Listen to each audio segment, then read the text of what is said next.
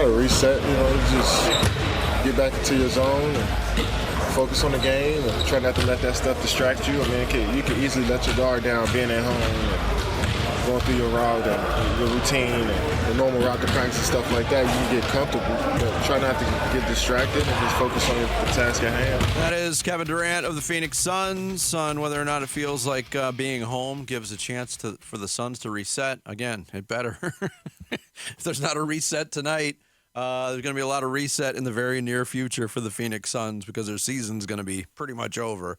Couple of teams, pointed this out earlier in the show, Bick. Couple of teams down 0-2 got home last night, and they climbed back into the series in impressive ways. Both Orlando beating Cleveland by almost 40 points.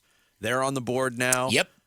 And they had looked completely non-competitive in 2 games. And then you see the Philadelphia 76ers climb back into the series with the New York Knicks. So they avoid going down 3-0. That's what the Suns are trying to do tonight. Yeah.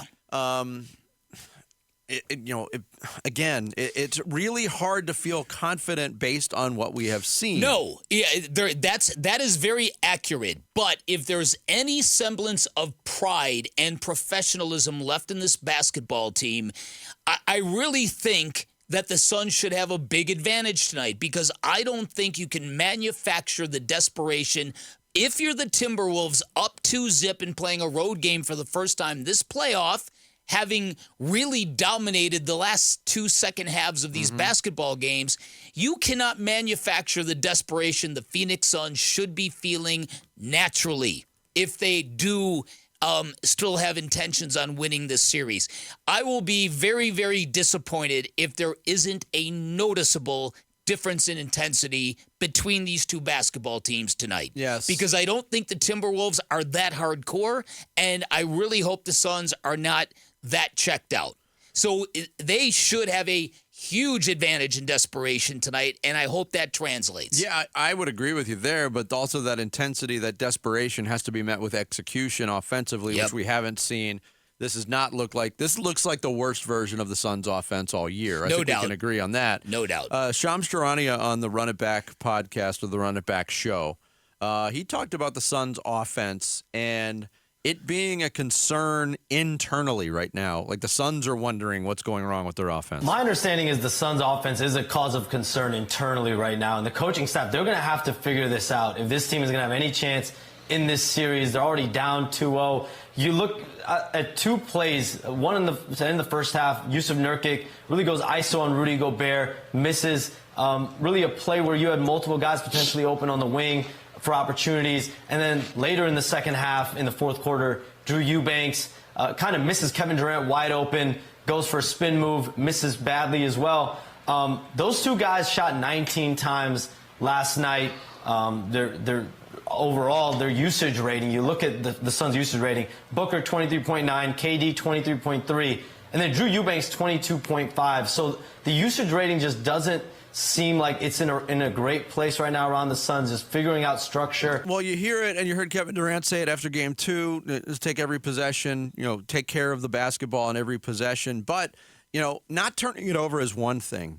Getting the correct shot, getting a good shot is another thing. To be, as efficient as you can offensively. And if you're having 19 possessions in one single basketball game ending in a shot by Yusuf Nurkic or Drew Eubanks, no disrespect to those guys. Yeah, that is not your offense working ideally. Amen to that. So what they have to do tonight, we talked about this earlier, it's a cliche in basketball. When you get in the playoffs, home games generally bring out the best in your role players. It gives them that comfort to perform and to be productive. So let's hope that applies to the Suns. Let's hope they get a series of performances that the Timberwolves have received in Minnesota. That's number 1. Let's hope they can score more than 100 points tonight, Vinny. That would be number 2. I think they need to shoot and make more 3-point shots, and it's quite a tug of war. You can see it basically on the nightly. This is a battle between what the coach wants and what the team feels most comfortable doing, and then the bowl thing. I really think the bowl has to be part of the game plan tonight, if only to kind of get the crowd juiced, and then maybe see what you can get out of them. So some of the things I'm looking for. And then, of course, the Devin Booker factor. He's got to put something really good on the floor tonight. Yeah, he's got to assert himself a little bit more. Yep. Kevin Durant, on the subject of threes, the Suns shot 22 3-pointers. That didn't make 22. They shot 22 in Game 2. That is the lowest single-game total for any team in the playoffs this year. Yep. KD was asked, hey, you got to get more threes up? Yeah, it's three-point business, so we definitely want to try to get as many as we can up, but good shots at the right times, not shots that's going to compromise our transition defense. That's always the balance you have when playing in this area, shooting threes. So you just got to find a balance, but also just taking a good shot every time down. You can't have 19, 20 turnovers, and regardless of how we play, we can't have that many turnovers. So. We keep the ball in our hands, we have a better chance to score. Yeah, there's so much that needs to change offensively. I mean, the problems have been widespread throughout both games. Not enough threes, too many turnovers, not enough assists, too much stagnation. I forget who it was. I think it was Tom Chambers pointing it out. 5 straight possessions, Kevin Durant in the corner. Yeah, watching. Be the blender. There's got to be more movement. There's got to just be more clicking offensively. Yeah, exactly. And the natural tendencies of these superstars is to get the ball in their hand, break down their defender, drive into the mid-range, and either come up and shoot the ball or pass it off to somebody. They've got to find a little more tempo, a little more rhythm, if you will, all that kind of stuff. I hope it comes together for them tonight. The record of teams that have recovered or that have faced 0-2 deficits, 33 and 416. So that's exactly that 7% you were talking about yesterday. 7.3% or whatever it was.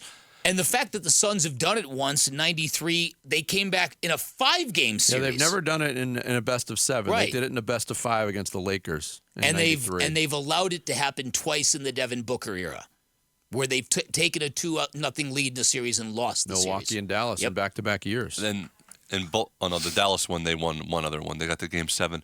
The thing that you wonder if it's ever going to switch is you would think any adjustments that they would want to make on offense they would have done between Games 1 and 2, since they looked also bad in Game 1. And the fact that they looked equally bad in Game 2 sort of makes you a little nervous. It makes you think, was the regular season, you guys think, just an aberration? Because they looked really good against Minnesota, obviously, in those 3 games. Well, look, we had, going into the playoffs at the beginning of last week, our thoughts on how impactful those 3 games were. And you can't completely ignore them, but you can't put all your stock into them either.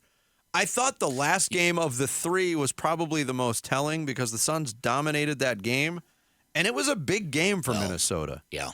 Yes, it was. You were closer to the truth than I was on this. You claimed before the series began that when the ball went up in the air on Saturday in Game 1 that all of that stuff wouldn't matter. I objected to that vehemently, and it turns out you were right. It really did mean well, a thing. It turns out it did matter because it opened the eyes of the Minnesota Timberwolves. Maybe. They weren't playing up to their capability.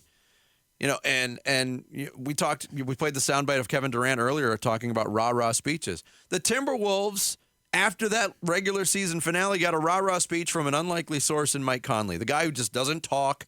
He never argues calls. He's very quiet. He goes about his business. Ultimate pro. He's been in the league forever. But he was the guy that stood up and lit the fire under this team, reminding them of what they're capable of. And one thing you have to tip your cap to is, all right, the Suns are not getting a lot of good looks at 3, but the perimeter defense has just been ridiculous by Minnesota. Yeah, it's been really good in the first 2 games. Can they keep that up? They're going to be hungry to try to keep that up tonight. Yeah, and just in the hunger of Minnesota, are we going to get an immature team that kind of downshifts a little bit? And if so, I think the Suns can take this game. If they take this game, they're right back in the series. You lose this game, there's no coming back from 0-3.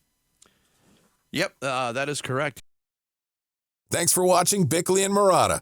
Click to see the latest Bickley Blast and hit the button in the middle to subscribe to Arizona Sports.